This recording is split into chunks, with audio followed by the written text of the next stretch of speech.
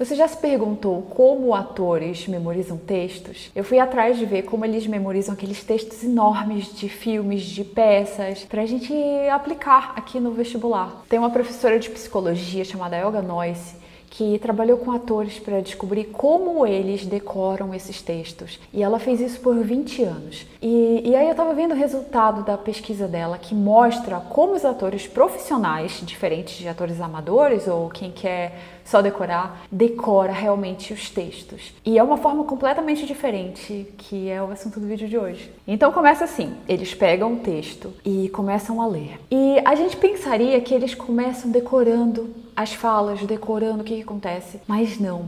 Eles entram profundamente no personagem. Então, qual é a motivação, qual é a vontade, qual é a relação que ele tem com a outra pessoa e, a partir disso, o que ele vai falar, o que ele vai fazer. Então, é sempre indo mais fundo no que o personagem está sentindo, no que ele quer fazer, qual é a motivação dele mais profunda. E eles fazem isso enquanto eles estão lendo o texto. Então, cada palavra, cada frase é visto como assim, qual é a pista em relação ao que o personagem está sentindo, qual é a motivação dele. Então, eles leem meio que para entender o personagem, para entender o que está acontecendo, o que ele quer. E é outra maneira de ver o texto, concorda? E assim, depois de ler várias vezes e entender a motivação, eles começam o passo 2, que é relacionar o texto com o movimento. Então, é como se fosse um mnemônico na prática, assim, porque você lê o texto e quando falar essa palavra aqui, o ideal seria fazer esse movimento, ou esse outro, ou levantar, ou jogar água na cara dele. That's not what you think. That was... You told me I was the only one. Então, você relaciona o texto com o movimento e fica bem mais rico você fazer isso e bem mais fácil de aprender.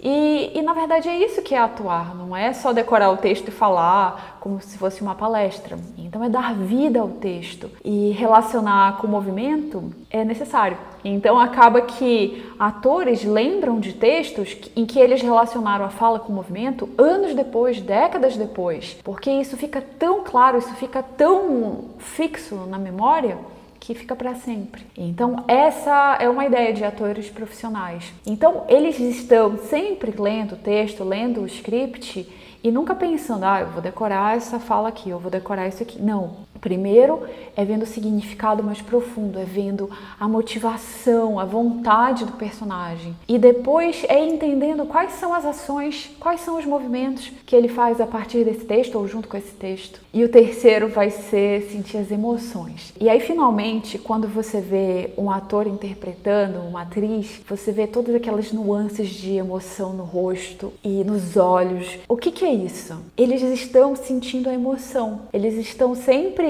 no lugar do personagem, passando por tudo aquilo, sentindo a emoção. E essa é a terceira forma que eles memorizam. Então, eles estão lendo o texto e pensando qual é a emoção que eu vou sentir aqui e realmente sentindo isso. E ao sentir a emoção, você facilita muito aprender o texto. Então veja que é totalmente diferente de como, por exemplo, eu, você ou assim, quem não sabe nada de atuação vai tentar aprender um texto. Então a gente vai lá tentar aprender palavra por palavra, frase por frase. Já os atores não. Primeiro eles vão ver esse significado profundo, essa motivação interna do personagem e assim suas vontades, depois associar com movimentos e finalmente a emoção lá dentro que ele está sentindo ou ela está sentindo e a partir disso tudo flui. Então eu achei muito legal e eu pensei como que a gente poderia aplicar nos estudos. E aí a primeira forma é esse raciocínio profundo. Então, quando você vai estudar alguma coisa, às vezes é muito fácil ficar na superfície do assunto. Então, assistir a aula ou ler o livro, fazer o exercício e assim não ir fundo no assunto. Mas quando você vê os assuntos, quando você vai fundo, você aprende muito mais rápido, você fixa melhor.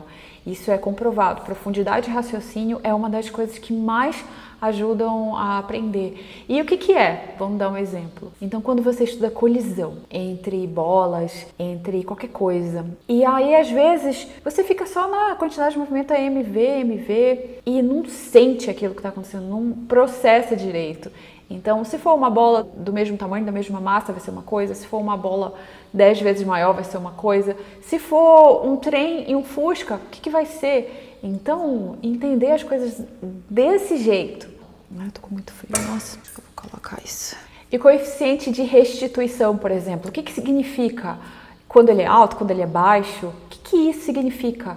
E no mundo real, o que acontece? Porque nas questões, às vezes é mundo ideal, mas, assim, esse pensamento mais profundo e por que isso acontece? E na química, por exemplo, se a gente pensar em ligações intermoleculares, por que moléculas de cadeia longa vão ter um certo ponto de ebulição que vai ser diferente da mesma molécula se ela for ramificada? Então, você imaginar como elas estão lá, bonitinhas no estado líquido e como vai ser para evaporar. Então, entender realmente o porquê das coisas e a força das ligações intermoleculares. E, enfim, é tanta coisa que dá para a gente se perguntar como isso acontece. E aí, outro exemplo de química é a questão da eletronegatividade. Então, por que algumas moléculas querem tanto se ligar e são tão eletronegativas mais do que outras? Então, se você pegar o flúor e o iodo, por que muda tanto a eletronegatividade, sendo que o iodo é essa nave espacial gigantesca e o flúor é um pequenininho? E assim, imaginar essas coisas enquanto você está estudando, sabe? Que é o segundo ponto. Na verdade, o segundo ponto é fazer associações entre o que você está estudando e movimentos, no caso dos atores, mas aí como que a gente pode fazer movimentos para estudar? E eu não tive essa ideia. Mas visualizar é uma coisa que dá para fazer. Então você está estudando e você visualiza o que você está estudando. Por exemplo, em biologia, você está vendo lá respiração celular e está muito chato aquilo e não flui. O que você pode fazer? Você pode ir lá no YouTube, digitar o assunto e ver uma animação daquilo. Ver como que isso é na prática. E aí você fecha os olhos e imagina como é. E aí depois você volta para estudar da maneira mais tradicional, se quiser, mas passe esse tempo para imaginar, para relacionar. E outra coisa é o ciclo de uma doença. Então, como que acontece? Às vezes a gente quer só decorar etapa por etapa, mas e se você visualizar, por exemplo, a esquistossomose, lá, uma criança no lago, e aquilo vai acontecer, ela vai nadar e a mãe, vem menino, vem comer, e você vendo e ela nadando, e a doença, e o caramujo. Então, fazer associações meio que com visualização é muito legal. Eu tinha dificuldade de aprender alguns assuntos, assim, só lendo no livro. Então, eu usava muito isso. Eu ia ver primeiro como era na prática, lá no YouTube, porque assim, eu não conseguia imaginar uma coisa que eu não sabia direito. E aí eu via a visualização e depois eu ficava com aquilo internalizado. Por exemplo, a respiração celular, onde ela na crista da mitocôndria. E você fica com tudo isso na cabeça. Quando você vê, você fecha os olhos, imagina, visualiza. E é muito legal. Outra forma de associar é uma coisa que eu não vejo muita gente fazendo, mas, por exemplo, você tem parábola, você tem função, segundo grau, parábolas, lá em matemática, e você vai ter lançamento oblíquo em física, que são assim a mesma coisa. Uma é a base, assim, a teoria, e outro é a aplicação. Por isso que às vezes eu vejo pessoas falando, estuda só direto pelas provas, não saiba a base, e como que você vai relacionar uma coisa com outra? Mas enfim, essa é outra questão. Então, é lindo quando você junta as duas coisas. Você entende lá a parábola, você entende o vértice da parábola, como é que funciona. E aí lá na física você vai ver a mesma coisa. E é legal que você tem até quando um satélite está orbitando ao redor do planeta, ele pode fazer uma parábola também, dependendo, ou uma elipse, e isso tudo se junta. Então a coisa que você estudou lá na quinta série, não sei, quinta série, se parábola é quinta série, acho que não. Mas você vai ver, no caso eu via isso estudando foguetes, estudando órbitas. Então é tudo interrelacionado, todo o conhecimento. E quando você vê essas associações, é lindo. Eu pelo menos acho lindo, sabe? Eu acho que eu sou nerd. E a terceira coisa é adicionar emoções. Então, nem sempre dá pra gente adicionar emoções, né? Eu não tô no mundo cor-de-rosa. Mas quando é, por exemplo, história ou uma matéria que dá para você fazer isso, faça. Então, por exemplo, agora, com toda essa questão do coronavírus, eu imagino que é muito mais fácil imaginar como foi a gripe espanhola em 1918, que matou 50 milhões de pessoas. E entender como era. Por exemplo, hoje a gente tem informação muito fácil na internet, na televisão, todo mundo. Antes, como era que as pessoas ficavam sabendo das coisas? Ficavam sabendo quando alguém chegava doente, alguém da família, algum amigo. Como era? Então, imaginar como era, e aí a peste bubônica ou outros eventos da história. Então, por exemplo, você pode ver tantos eventos da história de uma forma tão diferente agora, depois de passar por momentos dramáticos na política. Enfim, tem uma história que é muito legal, que é a do Kekulé e o benzeno. Então, ele tinha pesquisado bastante, ele sabia qual era a fórmula molecular, só que ele não sabia qual era a conformação, nada fazia sentido, é um pensamento completamente fora da caixa. E aí ele ficou meses e muito tempo pensando em como é isso, que é tão diferente de tudo que a gente pensa, nada bate. Então, um dia ele foi dormir e aí ele teve um sonho. Ele sonhou com uma cobra de fogo, assim, pegando fogo, correndo atrás do próprio rabo.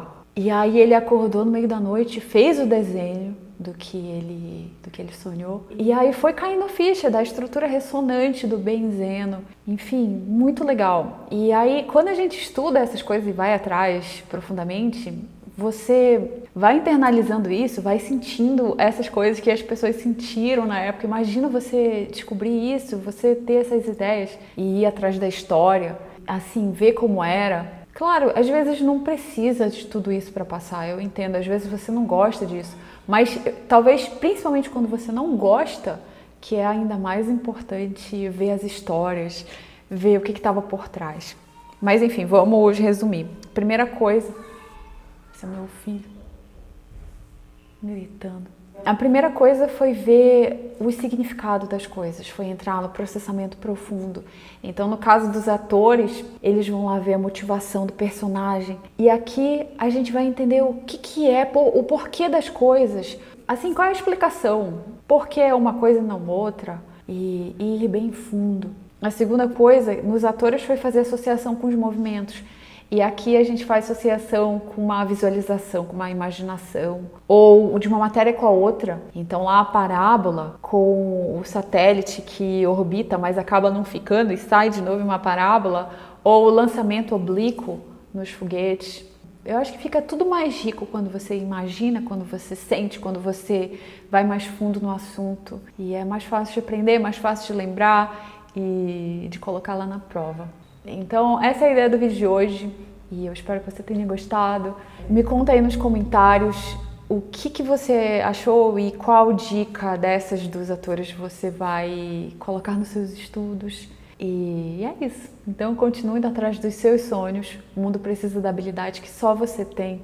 E a gente se vê aqui no próximo vídeo. Tchau!